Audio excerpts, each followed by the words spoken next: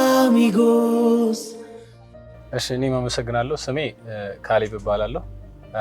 ከጊዮርጊስ ካለው ብራንች ነው የመጣሁት። ስለ አሚጎስ መጀመሪያም ኢንፎርሜሽን አግኝቼ ነበረ ከጓደኞቼ። ጥሩ ነገር ነው የሰማሁት።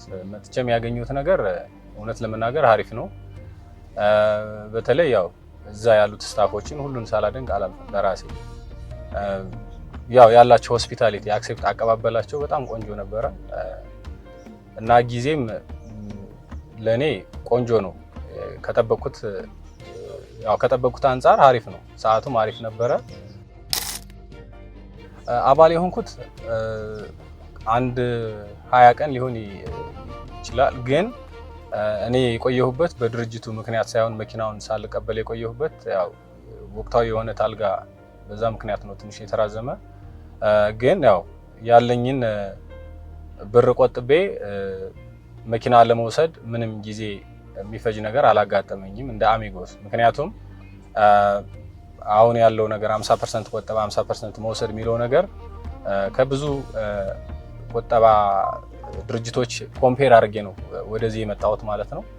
ስለዚህ እንደኔ በጣም አሪፍ ነው። እንዳልኩ ከጀመርኩት ከ20 ቀን አንፃር በተፈጠሩት ሁኔታዎች ካልሆነ በቀር እንደ ድርጅቱ አሪፍ ነው። ከ3 ቀን እስከ 4 ቀን ባለው መኪናው እጄ ይገባ ነበር ብዬ አስባለሁ። ግን አሁንም ቢሆን በጣም ቆንጆ ነው፣ ደስ ብለኛል። የሌ መሰለ መኪና እጄ አስገብቻለሁ። አው እውነት ለመናገር ከበዓል ጋር የነበሩትን ማስታወቂያዎች እኔ በደንብ አልተከታተልኩም፣ ግን ከጓደኞቼ ሪኮማንድ ተደርጌ ነው የመጣሁት። ምክንያቱም ዲቴይል ምን አይነት ፕሮሞሽን እንደነበር አላወቅኩም። ግን መጥቼ ከጓደኞቼ ያገኘሁት ኢንፎርሜሽን አምጥቼ ከበዓል ጋር በነበረው ፕሮሞሽን በደንብ ህዝቡ አዌርድ ሆኗል እና እኔ ብቻ ሳልሆን ብዙ ጓደኞቼ ከኔ በላይ እኔ እንዳጋጣሚ ብሩ እጄ ላይ ስለነበረ ለመጠቀም ዝግጁ ስለነበርኩኝ ከኔ በላይ አዌርድ የሆኑ ጓደኞች ሪኮማንድ አድርገው ነው ይሄን የበዓሉ ማስታወቂያ አይተው ማለት ነው። እና ቆንጆ ነው የበዓሉ ማስታወቂያ፣ አሪፍ ነበር። እኔ ከገዛሁት በኋላ ነው ያወቅኩት እውነት ለመናገር፣ ግን ሌላ ሰው በደንብ አዌርድ ሆኗል። እኔ እንግዲህ ሰርቪሳቸው በዚህ ይቀጥል ነው ምለው። በዚህ ከቀጠለ አሁን ይሄ መኪና ነው፣ እኛ ወጣት ነን፣ ሰርተን ለመቀየር ነው የገዛ ነው። ነገ በኋላ ብዙ አላማዎች ይኖረዋል። እንደ ወጣትነት ቤት የመግዛት ፍላጎት ይኖራል። የሰው ልጅ ፍላጎት ያው አልሚትር ነው። ከዛ አንፃር እኔ አሁን የፈጠረብኝ ምንድነው ውስጤ ላይ ነገም ቤት ለመግዛት ከአክሲዮን ባሻገር ሌላ ሁለተኛ ቁጠባ መጀመር እንዳለብኝ ነው ራሴን እንትን ያልኩት። ምክንያቱም ለኛ ለወጣቶች ቁጠባ ያበረታታል፣ ጥሩ ነው። ፕላስ ደግሞ ሰዓቱ ባጭር በሆነ ነገር ማለቁ። አሁን የአሚጎስ አንድ የተለየ ነገር ጥሩ ነገር የተማርኩለት እኔ ምንድነው እንደ ሌላ 6 ወር ምናምን ቆጥ የሚል ነገር የለው። ብረን ይዘህ ከሄድክ እዚህ ከኖታ ጋር አግሪመንት አለ። በጣም ቆንጆ ለኔ ጥሩ ኦፖርቹኒቲ ቶሎ ወደ ውሳኔ እንድገባ የሚያደርገኝ እሱ ነው። እና እነዚህ አሪፍ ነው መበረታታት ያለባቸው ነገሮች ብዬ ነው ማስበው። አግሪመንት መኖሩ አንተ ዳይሬክት መጥተህ መኪናው መግዛት እንድችል፣ ፕላስ ደግሞ እኔ መኪናዬን እጅ አስገብቻለሁ ዛሬ፣ ነገ ደግሞ ለቤት እንድዘጋጅ ዋይ ኖት ከሰራው ከፍላለሁ። ስለዚህ ሰከንድ ፕላን ቢ ደግሞ ለምን ወደ ቤቱም አልጀምርም ብዬ አስባለሁ ለራሴ። እርግጥ እኔ በነበረ ሰዓት እውነት ለመናገር ቅሬታ የለብኝም፣ ካለብኝም እንዲያስተካክሉ ሪኮማንድ አድርጌ ማለፍ ይችል ነበር። ግን እኔ በነበረ ያካሄድ እንዲያውም አንዳንዴ በመኪና እጄ ላይ ባለመኖር ስራ በመደራረብ ምክንያት እዛ ሄጄ ብስጭ ብዬ ተናግሬ ስታፎች ጋር እንትን ብዬ አውቃለሁ። እነሱ ጥሩ ሁኔታ ነው የሚያስተናግዱ። በተለይ እንዳልከው እነ ጥሩ ቀን፣ እነ ብርሃኑ፣ እነ መኮንን እዛ የነበሩት ስታፎች ለኔ በጣም ቆንጆ ነው። በዚሁ ይቀጥሉ፣ መበረታታት አለባቸው። ኦልዌይስ ስማይል ነው የሚያሳዩን። እኛ ያው ቢዝነስ እንትን ለማለት ያው ተራሮጠህ እንትን ለማለት እጅ ለማስገባት ተጠራለህ፣ ተበሳጭተም ልገባ ትችላለህ። ግን እነሱ ኦልዌይስ ካልም ሆነው ነው ኢንፎርሜሽን የሚሰጡ። አሪፍ ነው፣ ለኔ ተመችቶኛል። ብርሃኑ ለጊዮርጊስ እባላለሁ። በአሚጎስ ቁጠባና ብድር የዋና ቢሮ ቅርንጫፍ ስራ አስኪያጅ ነኝ። አሚጎስ ላለፉት 13 ዓመታት ብዙዎቹን የመኪና ባለቤት እያደረገ ይገኛል። ከዚህ በተጨማሪም የቤት የቢዝነስ ማስፋፊያ ብድሮችን እያመቻቸ ይገኛል። አቶ ካሌብ ወደ አሚጎስ ቁጠባና ብድር ሲመጡ ከእሳቸው የሚጠበቅባቸውን መሰረታዊ ዶክመንቶች ካሟሉ በኋላ ወዲያውኑ የመኪና ባለቤት መሆን ችለዋል። ካሌብ ዋንጋው እኛ ጋር ነው ሲጀምር ኢንፎርሜሽን የሚወሰደው። ከዚህ በፊትም ኢንፎርሜሽን ወስዶ እንደማያውቅና በሪኮሜንዴሽን እንደመጣ ነበር የነገረን ስንጠይቀው። እና የመጣው ደግሞ መኪና ለመግዛት ነበረ። የነበረው ነገር አሪፍ ነበረ። አሪፍ ኢንፎርሜሽን ሰጠነው። የዛኑ ቀን ነበረ ተመዝግቦ በሰርቪሳችንም ተደስቶ ሄዶ የዛኑ ቀን ነበረ። ከዛም ብድር ፕሮሰስ ላይ በነበረ ጊዜም ደግሞ አሪፍ የሆነ እንትን ነበረን፣ ኢንተራክሽን ነበረን።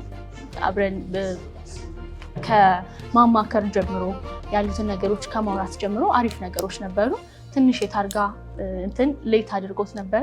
ቢሆንም ጨርሶ አሁን መኪናውን ተረክቧል። ካሌብ የመጣው የዚህኛውን የክሪስማስ ፕሮዳክታችንን ሪኮሜንዴሽን ሰምቶ ነው የመጣው።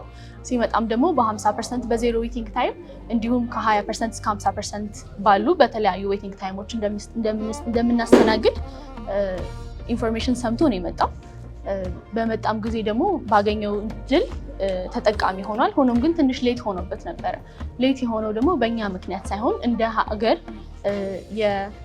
አሁን ላይ ያለው የታርጋ እጥረት ምክንያት በመሆኑ ነው ትንሽ ሌት የሆነው እንጂ የኛ ችግር ሆኖ አይደለም። እሱም ደግሞ ታርጋውን ካገኘ በኋላ ወዲያው መኪናውን ተረክቧል ማለት ነው። ብዙ ጊዜ ምንድነው ሜምበር ቆየብን ቶሎ አልተሰጠንም የሚሉባቸው ምክንያቶች ተደርገው የሚታሰቡ ነገሮች ምንድናቸው? የጠየቅናቸውን ዶክሜንቶች ባለማሟላታቸው። ለምሳሌ እኛ የምንጠይቃቸው ፐርሰናል ዶክሜንቶች አሉ ማሟላት የሚኖርባቸው። ከነሱ ዶክሜንት ውስጥ ካልተሟላ እኛም ፕሮሰሱን ልናስኬድ አንችልም። ካሌብ ግን በተጠየቀው ሰዓት እንዲሁም የተጠየቀውን ዶክሜንቶች በአግባቡ ስላሟላና ፕሮሰሱ ቶሎ እንዲሄድለት ሆኗል።